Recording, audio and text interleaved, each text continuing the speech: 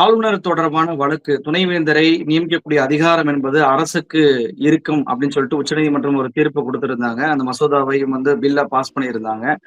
இந்த வழக்கு என்பது சென்னை உயர்நீதிமன்றத்துல பாஜக வழக்கறிஞரால மனு போடப்பட்டுச்சு. இந்த வழக்கை நீதிபதிகள் டி.ஆர். சுவாமிநாதன் அவர்களும், லட்சுமி நாராயணன் அவர்களும் விசாரித்து நேற்றைக்கு ஒரு இடைக்கால தடையை போட்டிருக்கிறாங்க. ஒரு நாள் முன்பே நம்ம பேசணும் இத பத்தி. என்ன நடக்கும் அப்படின்றதையும் நீங்கள் யூகித்து சொன்னதை போலதான் இப்ப நடந்திருக்கு. இந்த தீர்ப்பை ஃபர்ஸ்ட் எப்படி பார்க்குறீங்க? அதாவது உச்சநீதிமன்றத்திற்கு நாங்க டிரான்ஸ்ஃபர் பெட்டிஷன் போட்டோம் அப்படின்னு சொல்லியும் இந்த தீர்ப்பு என்பது கொடுக்கப்பட்டிருக்கு. மாலை 6 மணி வரையும் இந்த வழக்கு என்பது இழுத்தடிக்கப்பட்டு தீர்ப்பு என்பது கொடுக்கப்பட்டிருக்கு. மைக்கை ஆஃப் பண்ணியிருக்கிறாங்க. கேட்டதற்கு நீங்க அப்லோட் பண்ண பிறகு பார்த்துக்கோங்கன்னு சொல்லியிருக்கிறாங்க. எப்படி பார்க்குறீங்க ஓவராலா? அதாவது நேற்று நீதிமன்றத்தில் நடந்த விஷயங்கள நான் ஆன்லைன்ல முழுக்க 4 மணில இருந்து கிட்டத்தட்ட 6:15 வரை நான் எல்லாத்தையும் நான் வாட்ச் பண்ணேன். நீதிமன்றத்தில் நடந்த விஷயங்கள், அதை பார்த்த வழக்கறிஞர்கள், பத்திரிகையாளர்கள் எல்லாருக்கும் ஒரு மிகப்பெரிய அதிர்ச்சி தான். ஏன் இந்த வழக்குல இவ்வளவு அவசரம் காட்டுறாங்க அப்படின்றது யாருக்குமே ஒரு புரியாத புதிராகத்தான் இருக்கு. அதற்கு முன்பாக 2 விஷயம் நான் சொல்லணும். ஒண்ணு இந்த வழக்கு தாக்கல் செய்த முறை, 2வது வழக்கை விசாரணைக்கு எடுத்து நடந்து கொண்ட முறை, 2மே அரசியல் சட்டத்துக்கு எதிரானது. நீதித்துறையின் மாண்பை, மதிப்பை பொதுமக்கள் மத்தியிலே சீர்குலைக்கக்கூடியதா இருக்குது. அப்படிதான் நான் பாக்குறேன். முதல்ல இந்த வழக்கை தாக்கல் செய்தது பாஜக தரப்பிலிருந்து திருநெல்வேலி மாவட்ட செயலாளர் வெங்கடாச்சலபதி. இந்த வழக்கு என்பது தமிழக அரசுக்கும், ஆளுநருக்கும், ஒன்றிய அரசுக்கும் தீவிரமான ஒரு பிரச்சனை. பல ஆண்டுகளாக நடந்து உச்ச நீதிமன்றத்திலே சென்ற மாதம் அதற்கான ஒரு தீர்வு தமிழ்நாடு அரசுக்கு மிகப்பெரிய வெற்றியாக கிடைத்த பின்பு அந்த தீர்ப்பை பொறுக்க முடியாம சங் பரிவார் அமைப்பை சேர்ந்தவர்கள், RSS பிஜேபியை சேர்ந்தவர்கள் சமூக வலைதளங்கள்லாம் எதிர்வினையாற்றதை நம்ம பார்க்க முடிஞ்சு. அந்த தீர்ப்பை எப்படியாவது சீர்குலைக்க வேண்டும் என்ற நோக்கத்தில் குடியரசுத் தலைவரின் அதிகாரத்தை தேவையற்ற முறையில் பயன்படுத்தி உச்ச நீதிமன்றத்துல விளக்கம் கேட்டு, அந்த விளக்கம் கேட்கிறோம் உச்ச நீதிமன்ற குடியரசுத் தலைவரின் ரெஃபரன்ஸ் அங்க பெண்டிங் இருக்கு. அங்க ஏற்கனவே அந்த தீர்ப்பை இடையூறு பண்ணணும். ஆளுநருக்கான அதிகாரம், குடியரசுத் தலைவருக்கான அதிகாரம் என்பது குறிப்பாக ஆளுநர் தமிழ்நாட்டில் உள்ள உயர்கல்வி நிறுவனங்களில் தலையிடும் உரிமையை தடுத்து இருக்கிறது அப்படின்றத அவங்களுக்கு தாங்க முடியாம இருக்கு. ஏன்னா எதை கொடுத்தாலும் சூத்திரனுக்கு கல்வியை கொடுக்காதுதான் அவங்களோட பிரச்சனை. சூத்திர பஞ்சமன் கல்வி கொடுக்க கூடாது. இப்போ உயர்கல்வித்துறையை குழப்பம் செய்து தமிழ்நாட்டு மாணவர்களுக்கு கல்வி கிடைக்க கூடாது என்பதற்காக RSS அஜெண்டாவில் ஆளுநர் ரவி வேலை செஞ்சுட்டு இருந்தார். அதற்கு ஒரு மிகப்பெரிய தடையாக திமுக அரசின் சட்ட போராட்டம் உச்ச நீதிமன்றத்திலே வென்றது. அவங்களால ஜீரணிக்க முடியல. ஏற்கனவே ஒரு வழியில முயற்சி பண்ணி பார்த்தாங்க. அதற்கு உச்ச நீதிமன்றம் பதில் சொல்ல வேண்டியதில்லை என்று ஓய்வு பெற்ற உச்ச நீதிமன்ற நீதிபதிகள், சட்ட வல்லுநர்கள் எல்லாரும் சொல்லிட்டாங்க. அடுத்து இன்னொரு வழியை பாஜக தேர்ந்தெடுக்குது. RSS ஆல் வழிநடத்தப்படும் பாஜக, ஒரு பாஜக மாவட்ட செயலாளர் இவ்வளவும் அரசியல் முக்கியத்துவம் வாய்ந்த ஒரு வழக்கில் அவரை தனியா முடிவெடுக்க மாட்டார். மாநில தலைவரை கேட்காமல், நயினா நாகேந்திரன் அவர்களை கேட்காமல், RSS தலைமையை பேசாமல் அவர்கள் இந்த வழக்கை தொடுத்திருக்க மாட்டார்கள். அப்ப RSS தலைமையின் ஒப்புதல் பெற்று பாஜக அதை தாக்கல் செய்திருக்குது அப்படின்னு தான் நம்ம யூகம் பண்ண முடியும். ஏன்னா அவ்வளவு அரசியல் ரீதியா முக்கியத்துவம் வாய்ந்த வழக்கு. இது போற போக்குல ஒரு மாவட்ட செயலாளர் தாக்கல் பண்ணிட முடியாது. அப்படி தாக்கல் செய்த வழக்க முதல்ல அவங்க எங்க தாக்கல் செய்யறதுன்னு ஒரு முடிவு பண்றாங்க. அந்த பாஜகவின் மாவட்ட செயலாளர் திருநெல்வேலியில குடியிருக்காரு. அவர் அட்ரஸ் அங்கதான் பிராக்டிஸ் பண்றாரு. இயல்பா திருநெல்வேலியில இருக்க ஒரு நபர் மதுரை உயர்நீதிமன்றத்துல வழக்கு போடுவாங்க. இதுக்குதான் ஹைகோர்ட்டை கொண்டு வந்தது. ஆனா பாஜக என்ன முடிவு பண்றாங்கன்னா, மதுரை உயர் நீதிமன்றத்தில் நீதிபதிகள் யார்? ஏன்னா சட்டம் ஏப்ரல் 11 நோட்டிஃபை ஆயிடுச்சு. அதுக்கப்புறம் 20 நாள் இருக்கு. அங்க உள்ள நீதிபதிகள் அப்போ திருமதி நிசாபானு தலைமையிலான அமர்வு இருந்துச்சு. அவர்கள் அரசாங்கம் தீவிரமா எதிர்த்து வச்சா ஸ்டே கொடுக்க மாட்டாங்க. அதை தவிர்க்கிறாங்க. அடுத்து ஃபர்ஸ்ட் வெக்கேஷன் கோர்ட் மதுரையில வருது. அதையும் தவிர்க்கிறாங்க. செகண்ட் வெக்கேஷன் கோர்ட் வருது. செகண்ட் வெக்கேஷன் கோர்ட்ல நீதிபதி திரு வேல்முருகன், கே ராமகிருஷ்ணன் தலைமையிலான அமர்வு, அதையும் தவிர்க்கிறாங்க. சென்னை உயர்நீதிமன்றத்துல ஃபர்ஸ்ட் வெக்கேஷன் கோர்ட் போடல. செகண்ட் வெக்கேஷன் கோர்ட்ல நீதிபதிகள் திரு GR சுவாமிநாதன், திரு லட்சுமி நாராயணன் தலைமையிலான அமர்வை பாஜக தலைமை சூஸ் பண்ணுது. இந்த வழக்கை இங்கதான் கொண்டு போகணும். அப்படி அவர்கள் தேர்ந்தெடுத்து இங்க வந்து தாக்கல் செய்யறாங்க. அதற்கு பேர் தான் நீதித்துறை மொழியிலே கிளியராக ஃபோரம் ஷாப்பிங் அப்படின்னு சொல்லுவாங்க. அதை ஃபோரம் ஷாப்பிங் செய்து ஒரு வழக்கறிஞர், ஒரு மனுதாரர், பாஜகவை சேர்ந்த மனுதாரர் இந்த நீதிபதிகிட்ட கொண்டு வந்தா தான் நம்மளுக்கு உத்தரவு கிடைக்கும் அப்படி தேர்வு செய்யும் முறையில் நீதித்துறை இருக்குது பாருங்க. தேர்வு செய்யலான்ற ஒரு நிலை, எந்த நீதிபதிகிட்ட போனாலும் நீதி கிடைக்கும், சட்டப்படி ஆர்கியூ பண்ண ஆர்டர் கிடைக்கும் அப்படின்னு இல்லாம இந்த நீதிபதியிடம் போனால் கிடைக்கும் அப்படின்ற ஒரு சிந்தனை போக்கு பிஜேபிக்கு வருது, மக்களுக்கு வருதுன்னா அது நீதித்துறையின் மாண்பு என்பது எங்க இருக்குங்க?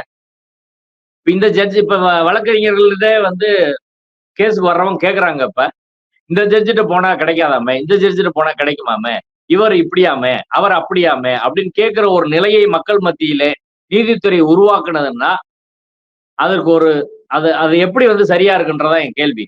இப்ப இங்க மெட்ராஸ் ஹைகோர்ட்ல ஃபைல் பண்ற போது என்ன சொல்லியிருக்கணும்? ரெஜிஸ்ட்ரி பதிவுத்துறை வந்து பதிவாளர், சென்னை உயர்நீதிமன்ற பதிவாளர் வந்து நீங்க இந்த வழக்க மதுரையில தான் தாக்கல் பண்ணணும், அங்க நீதிமன்றம் இருக்கு, அங்க போங்க அப்படின்னு தடுத்திருக்கணும் ஒண்ணு. அதை செய்யல. எனக்கு என்ன கேள்வின்னா, நீதிபதிகள் திரு ஜி.ஆர். சுவாமிநாதன், லட்சுமி நாராயணன் இந்த வழக்குல மனுதாருக்கு நீதி வழங்க முடியும் அப்படி என்றால், நீதிபதிகள் திரு வேல்முருகன், கே ராமகிருஷ்ணன் ஏன் நீதி வழங்க முடியாது? அவர்கள் மீது உங்களுக்கு ஏன் நம்பிக்கை இல்லை? இந்த சந்தேகம் எல்லாருக்கும் வருமா வராதா? இது எல்லாருக்கும் வருது. ஆனா உயர்நீதிமன்ற பதிவுத்துறைக்கு வரல. பதிவுத்துறை எப்படி, உயர்நீதிமன்ற பதிவாளர் எப்படி இதை நம்பர் பண்ணாரு? இதுக்கே என்கொயரி வேணுங்க. நீங்க எப்படி நம்பர் பண்றீங்க? ஒண்ணு. 2வது விஷயம், இதற்கு முன்பாக நீதிபதி சந்துரு அவர்கள் முன்னாடி சென்னை உயர்நீதிமன்ற வழக்கறிஞர் சில பேர் மதுரைக்கு வர்றது சங்கடப்பட்டுக்கிட்டு இங்க வந்து வழக்கு போட்டாங்க. இப்ப நீதிபதி திரு சந்துரு அவர்கள் ஒரு உத்தரவு போட்டு காஸ் ஆஃப் ஆக்ஷன் வந்து அரோஸ் ஆகிறது, நீங்க southern district Madras high court, Madurai high court ஜூரிஸ்டிக்ஷன்ல வந்து உங்களுக்கு காஸ் ஆஃப் ஆக்ஷன் இருக்கு, அங்கே நீதிமன்றம் இருக்கும்போது இங்க எதுக்கு வரீங்கன்னு சொல்லி எல்லாரும் வழக்கையும் வந்து அங்க அனுப்பி விட்டாரு. அப்ப அப்படிதான் அதை வந்து செஞ்சிருக்கணும். இப்ப முதல்ல வந்து நீதிபதிகளை தேர்வு செய்யற ஒரு முறை என்பது அடிப்படையில் தவறானது. அத உயர்நீதிமன்ற பதிவாளர் மறுக்கல. 2வது நீதிபதிகளும் அதை வந்து மறுக்கலன்றதான் எனக்கு வியப்புக்குரிய ஒரு விஷயமா இருக்கு. நீதிபதிகள் இது செலக்ட் பண்ணி நம்மகிட்ட வந்து போடுறாங்க, இத நம்ம ஏத்துக்கிற கூடாது, கேட்டா வந்து நம்ம ஒரு சந்தேகமா எல்லாருக்கும் பார்க்கப்படும், மக்கள் மத்தியிலே நீதித்துறையின் மாண்பு குலையும், அதனால கேட்கக்கூடாதுன்னு அவங்களும் நினைக்கல. அவங்களும் விசாரணைக்கு போன வாரம் எடுத்துக்கிட்டு இந்த வாரம் வந்து போடுறாங்க. 2வது விஷயம், இது அவசர வழக்கா அப்படின்றதா? இது அவசர வழக்கே கிடையாது. ஒரு சட்டத்தை சட்டசபை நிறைவேற்றி அதுக்கு பிறகு உச்ச நீதிமன்றத்தில் அது தொடர்பான ஒரு வழக்கு நிலுவையில் இருக்கிறது.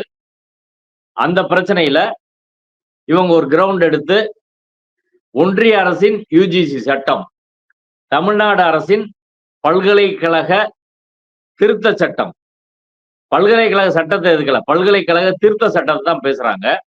பல்கலைக்கழக திருத்த சட்டத்துல ஒன்னே ஒண்ணுதான், ஆளுநர் வந்து துணைவேந்தரை நியமிக்க அதிகாரம் என்பது அதை எடுத்து அரசாங்கத்துக்கு கொடுத்திருக்கிறாங்க.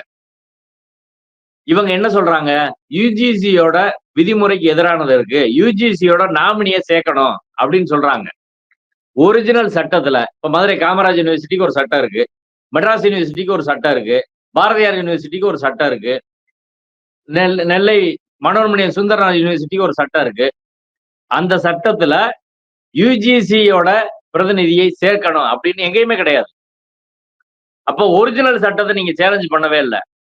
இப்ப அமெண்ட்மெண்ட் வந்து நியமிக்கும் அதிகாரம், துணைவேந்தரை நியமிக்கிற அதிகாரம் மட்டும்தான் வந்து மாற்றப்பட்டு இருக்கிறது. ஒரிஜினல் ஆக்டை சேலஞ்ச் பண்ணாம இது பல்கலைக்கழக அந்த விதிமுறைகளுக்கு முரணா இருக்கு. அவங்க உருவாக்குன சட்ட விதிமுறை, அதாவது சபார்டினேட் லெஜிஸ்லேஷன் சொல்லுவாங்க, ரூல்ஸுக்கு முரணா இருக்கு என்று ஒரு வழக்கை தாக்கல் செய்கிறார்கள். இந்த வழக்கு என்பது ஏற்கனவே உச்ச நீதிமன்றத்துல யுஜிசியோட விதிமுறைகள் என்பது டைரக்டரியா மேண்டேட்டரியா அப்படின்றது வேறுபட்ட தீர்ப்புகள் இருக்கு. நேற்றைய தினம் வாதத்திலே தமிழக அரசின் தலைமை வழக்கறிஞர் திரு பி.எஸ். ராமன் அவர்கள் ஒரு 3 நீதிபதிகள் அமர்வுல வந்து தமிழக அரசுக்கு சாதகமான ஒரு நிலை எடுத்திருக்கிறாங்க அப்படின்னு காட்டினார். இந்த பக்கம் உள்ள வழக்கறிஞர்கள் வந்து அவங்களுக்கு சாதகமான நிலையை காட்டினாங்க. மூத்த வழக்கறிஞர் வில்சன் வந்து அவர் சில தீர்ப்புகளை வந்து போட்டிட்டு காட்டினார். ஏற்கனவே உச்ச நீதிமன்றத்தால் இந்த பிரச்சனை என்பது யுஜிசியோட ரெகுலேஷன் வந்து கட்டாயமாக அனைத்து பல்கலைக்கழகமும் ஏற்றுக்கொள்ள வேண்டுமா அப்படின்ற பிரச்சனை உச்ச நீதிமன்றத்தில் தீர்க்கப்படவில்லை. இரு மாறுபட்ட கருத்து இருக்கு. அந்த பிரச்சனையில ஹைகோர்ட் தலையிட்டு சொல்ல முடியுமா? இரண்டாவது விஷயம், திரு வில்சன் அவர்கள் ஒரு கோரிக்கையை முன் வச்சார். உச்ச நீதிமன்றத்துல யுஜிசி விதிமுறை தொடர்பான அந்த விதிமுறை செல்லாதுன்ற வழக்கே உச்ச நீதிமன்றத்தில் நிலுவையில் இருக்கு. அந்த வழக்கோடு இந்த வழக்கையும் சேர்த்து விசாரிக்கணும்னு சொல்லி உச்ச நீதிமன்றத்தில் நாங்க டிரான்ஸ்பர் பெட்டிஷன் போட்டிருக்கோம். தலைமை நீதிபதி அவர்கள் உயர் நீதிமன்றத்துல போய் சொல்லுங்க, உச்ச நீதிமன்றத்தில் இந்த வழக்கு நிலுவையில் இருக்குன்னு நீங்க மனு போடுங்க அப்படின்னு சொன்னாரு. தலைமை நீதி ஏன்ட்ட தான் சொன்னாரு. அதனால நேரடியா நான் வந்து உங்கள்ட்ட சொல்றேன். உச்ச நீதிமன்றத்துல நிலுவையில் இருக்கிற வரை வந்து உயர் நீதிமன்றம் இதை விசாரிக்க வேணாம். அங்க டிரான்ஸ்பர் பெட்டிஷன்ல முடிவான பிறகு நீங்க பண்ணுங்க அப்படின்னு சொன்னார்.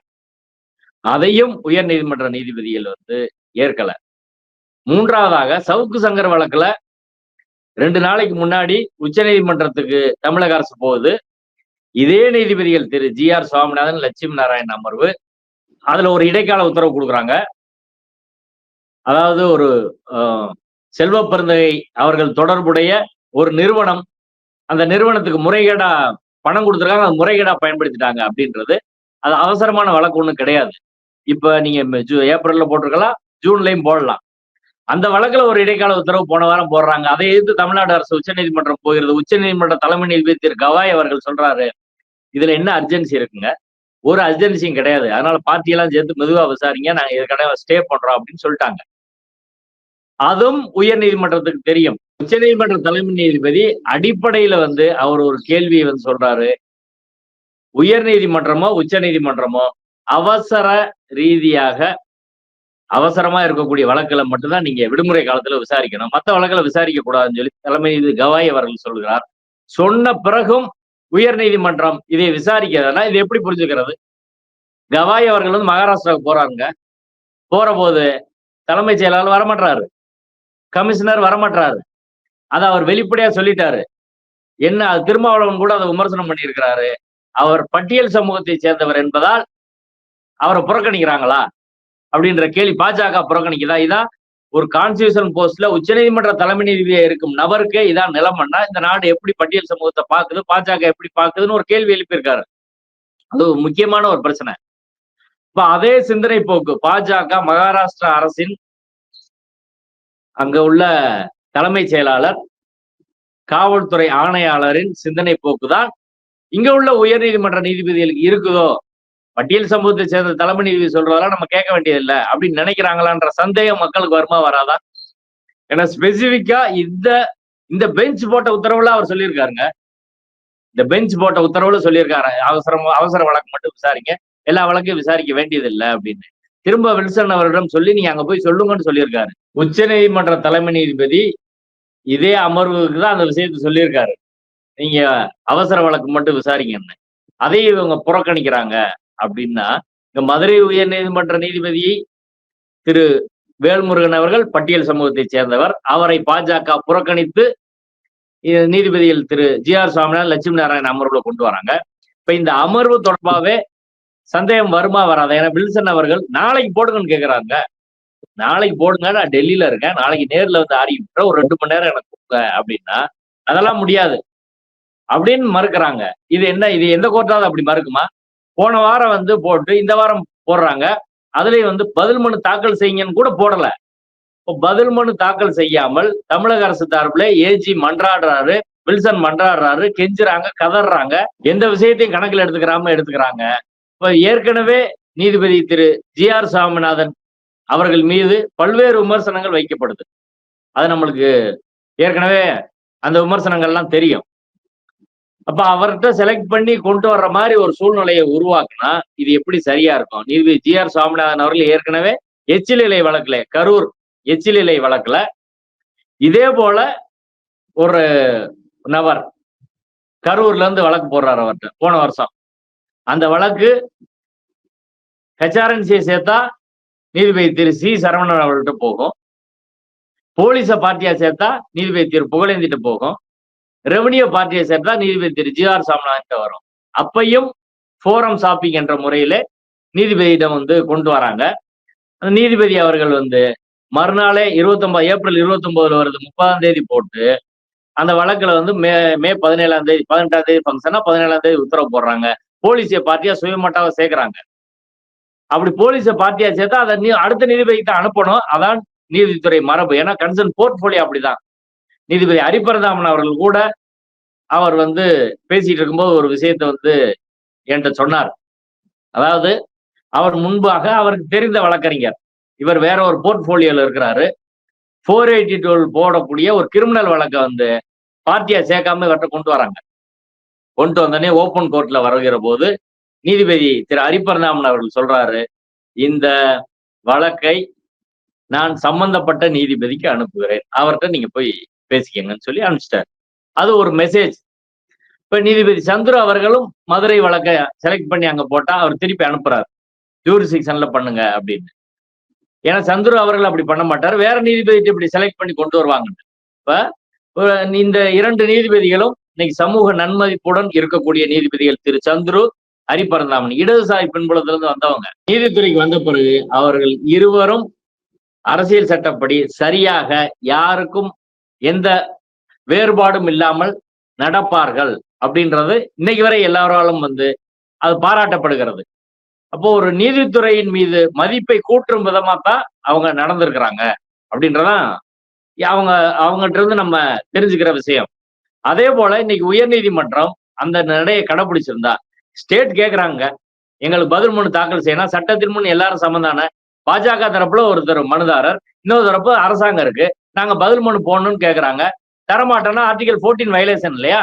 அதுலதான் ஒரு கேள்வி வருது. என்ன அப்படின்னா, பதில் மனு என்பது தாக்கல் பண்ணுவதற்கு நேரம் கேட்கிறாங்க. அப்படி நேரம் கேட்கும்போது ஒண்ணு நேரம் கொடுத்திருக்கலாம்.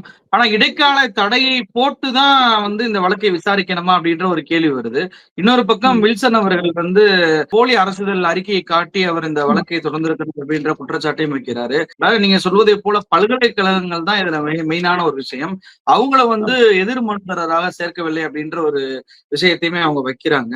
அப்ப இதையெல்லாம் கருத்தில் கொள்ளாம ஏன் இடைக்கால தடை போட்டுதான் இந்த வழக்கை மேற்கொண்டு விசாரிக்க வேண்டிய தேவை என்ன அப்படின்ற ஒரு கேள்வி இருக்கு ஒண்ணு. இதன் பின்பு இன்னொரு கேள்வி என்ன அப்படின்னா, இப்போ இந்த துணைவேந்தர் நியமிக்கக்கூடிய அதிகாரம் என்பது இடைக்கால தடையாயிருச்சு. இப்ப பழைய நடைமுறை தான் பின்பற்றப்படுமா? ஆளுநருக்கு தான் அந்த அதிகாரம் என்பது இப்போ செயல்பாட்டுல இருக்குமா? ஏற்கனவே தமிழ்நாடு வந்து ஒரு தேர்வு குழுக்களை அமைச்சிருக்கிறாங்களே, அந்த தேர்வு குழு எல்லாம் அவர் மாற்றி அமைத்து விட மாட்டாரா? மீண்டும் அந்த பல்கலைக்கழகத்தின் நிர்வாகத்தை தன் கட்டுப்பாட்டில் இந்த வழக்கு முடியும் வரை அவர் எடுத்துக் கொள்வாரா? இது போன்ற கேள்விகள்லாம் இருக்கு. அதாவது இன்னைக்கு இடைக்கால தடை விதித்தா பழைய சட்டநிலை தான் தொடரும்ன்றதா ஒரு சட்ட கருத்துரைனா அப்படிதான் சொல்ல முடியும். ஆனால் இப்போ ஒரு இடைக்கால தடை தான் கொடுத்துருக்குறாங்க, உடனடியாக உச்ச நீதிமன்றத்துக்கு போற வாய்ப்பு வந்து இருக்குது. அடுத்து உடனே வெக்கேட் ஸ்டே போட்டாங்கன்னா ஆளுநர் ஒரு குழு போட்டாலும் அதை அமல்படுத்த வேண்டிய அவசியம் கிடையாது. வெக்கேட் ஸ்டே போட்டு இதை வந்து உடனே விசாரிக்கணும் என்று உயர் நீதிமன்றத்திலே முறையில்லாம், உச்ச நீதிமன்றத்துல தடை வாங்கலாம். அதனால அவங்க நோக்கம் என்பது ஒரு பாஜக தரப்பிலிருந்து தாக்கல் செய்த வழக்கின் நோக்கம் என்பது உறுதியா நிறைவேறாது. தமிழ்நாடு அரசுக்கு அதை விட மாட்டாங்க, கண்டிப்பா அதை விட மாட்டாங்க, அதுல ஒன்றும் சந்தேகமே கிடையாது.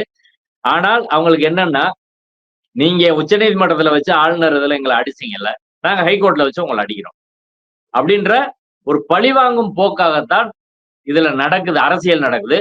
அதற்கு நீதித்துறையும் பழியாகி அவங்க நேற்று என்ன வாதம் வைக்கிறாங்கன்னா, பல்கலைக்கழகத்தை அரசியல் இடமாக மாத்த முயற்சி பண்றாங்க, இது அரசாங்கம் வந்து நியமனம் செய்யறது மூலமா அப்படின்னு சொல்றாங்க. ஆனால் பல்கலைக்கழகத்தை அரசியல் இடமாக மாற்றியது யார்? ஆர் என் ரவி தானே.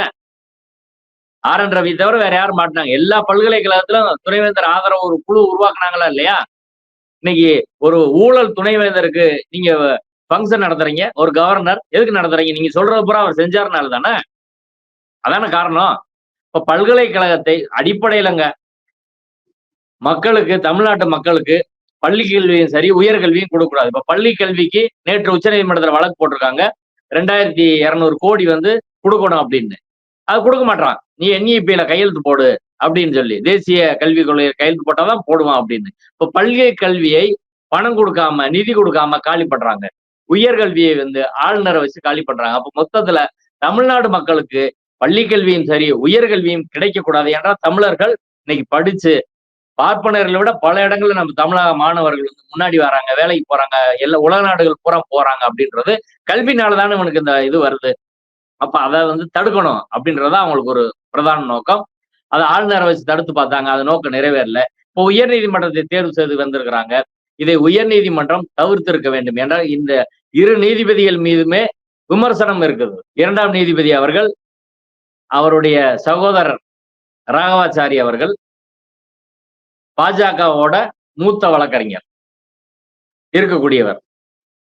அவங்க சகோதரி வந்து பிஜேபி ஆதரவு நிலைப்பாடு கொண்டவங்க. ஏற்கனவே ஆளுநர் ஆர்.என். ரவி அவர்கள், நீதிபதி திரு லட்சுமி நாராயண் அவர்கள் வழக்கறிஞராக இருக்கும்போது அவருக்கு சிண்டிகேட் மெம்பர் பொறுப்பு கொடுத்திருக்கிறாங்க.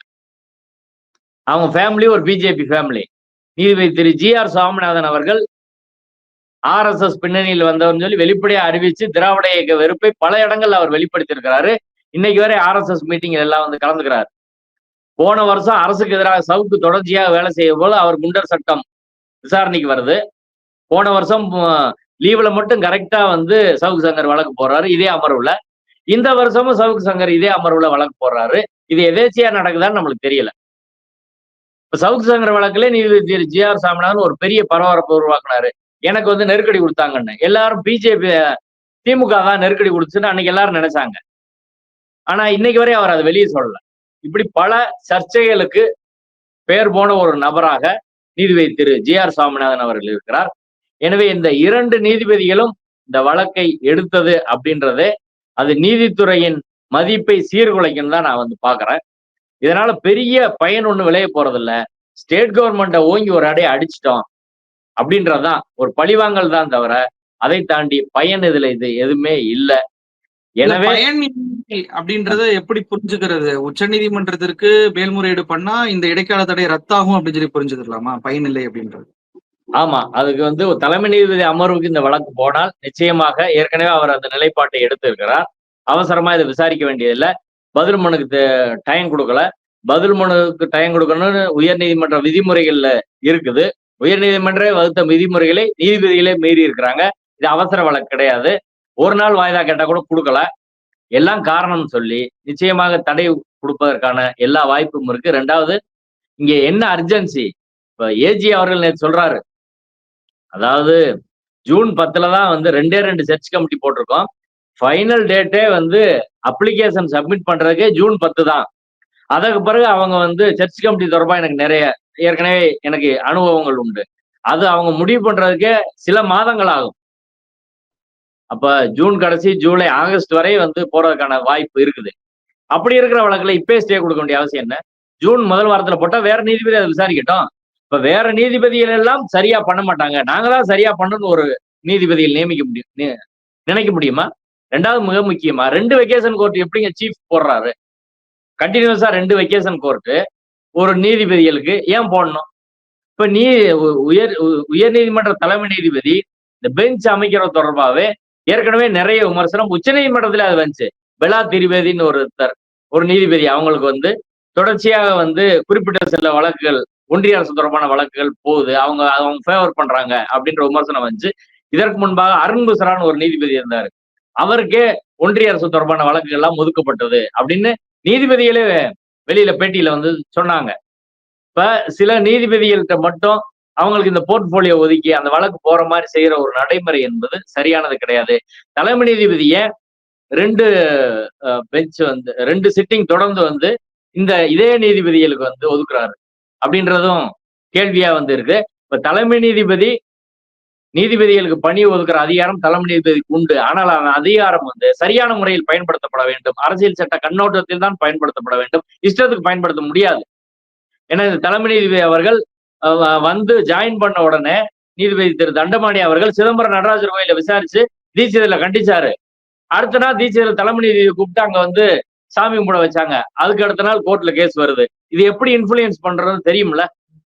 தலைமை நீதிபதி அங்க போயிட்டாரு. அப்ப நான் உங்க தலைமை நீதிபதி எங்க இடத்துக்கு வந்திருக்காரு பாத்துக்கன்னு அந்த நீதிபதியை வந்து மறைமுகமா தீட்சிதர்ல அச்சுறுத்தினாங்க. அதுக்கப்புறம் அவர் அந்த வழக்கை வாய்தா போட்டார். இப்ப இப்படியான போக்கு என்பது நீதித்துறையின் மாண்பை முழுமையாக சீர்குலைக்கக்கூடியது. எனவே இது போன்ற போக்குகளை நீதித்துறை தவிர்க்க வேண்டும். அப்பதான் அது வந்து ஒரு நீதிபதியோட குடும்பத்தை சேர்ந்தவங்களை இங்க பிராக்டிஸே பண்ணக்கூடாது. அப்பதான் அது வந்து கரெக்டான ஒரு விஷயமா இருக்கும். இல்லை என்றால் பல சந்தேகங்களுக்கு அது வழிவகை செய்யும். எனவே எல்லா விஷயத்தையும் கணக்குல எடுத்து ஏதோ இன்ஸ்டியூஷனை காப்பாத்துறேன்னு நீதித்துறையை எங்க காலி பண்ற வேலையை ஒரு இன்ஸ்டியூஷன் தான் இன்னைக்கு குறைஞ்சபட்சம் பாசிசத்தை தடுத்து வைத்திருக்கிறது. அதையும் அழிக்க கூடாது என்பதுதான் மக்களோட கோரிக்கை, எங்களோட கோரிக்கை. ஓகே, நான் பினிஷ் பண்ணிடுறேன். நிகழ்ச்சியில் கலந்து கொண்டு பல்வேறு தகவல்களை நம்ம நேரிட்ட பகிர்ந்துட்டீங்க. ரொம்ப நன்றி.